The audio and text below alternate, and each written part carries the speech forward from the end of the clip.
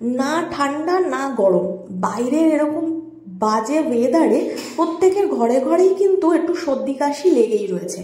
আর এরকম সর্দি কাশির মুখে একটু গরম গরম ঝাল ঝাল স্যুপ খেতে কিন্তু সবারই ভালো লাগে।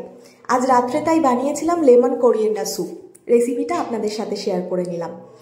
কড়াইয়ের মধ্যে 2 টেবিল স্পুন সাদা তেল গরম করে তার মধ্যে বেশ অনেকটা পরিমাণে রসুন কুচি, তার অর্ধেক আদা কুচি আর বেশ অনেকটা পরিমাণে স্প্রিং অনিয়ন কুচি দিয়ে দিয়েছিলাম। দিয়ে এটাকে একটু ভালোভাবে নাড়াচাড়া করে নিয়েছি। রসুনটা আর আদাটা একদম ভাজা কিন্তু হবে না বা একদম গোল্ডেন ব্রাউন হতে হবে না। ওদের কাঁচা গন্ধটা যখন চলে যাবে তখন তার মধ্যে আমি দিয়ে দেব গরম জল। আমি এখানে 3 জনের মতো স্যুপ বানিয়েছিলাম, তো সেই হিসাবেই গরম জল আর বাকি জিনিসগুলো অ্যাড করেছি। আপনারা আপনাদের যতজন খাবেন সেই হিসাবে অ্যাড করবেন। জলটা যখন আরও ফুটে উঠবে তখন তার মধ্যে আমি দিয়ে দিয়েছি ধনেপাতার ডাঁটি কুচি, গোলমরিচের গুঁড়ো।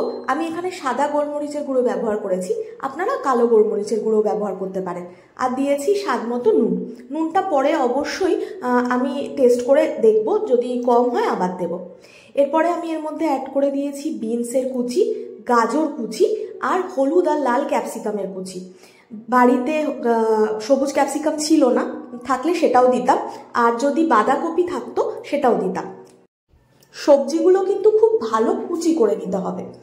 সবজিগুলো যখন একটু ভালোভাবে ফুটতে থাকবে জলের মধ্যে, তখন এর মধ্যে আমি অ্যাড করে দিয়েছি অনেকটা পরিমাণে ধনেপাতার কুচি আর একটা বড় পাতিলেবুর রস। আর যখন জলটা ফুটবে সেই অবস্থাতেই তার মধ্যে দিয়ে দেব কর্নফ্লাওয়ার স্লারি। আমাদের লেমন কোরিয়েন্ডার স্যুপ কিন্তু একদম রেডি। বাড়িতে অবশ্যই ট্রাই করে দেখবেন। আর যদি ভালো লাগে তাহলে প্লিজ লাইক, শেয়ার আর সাবস্ক্রাইব করে দেবেন।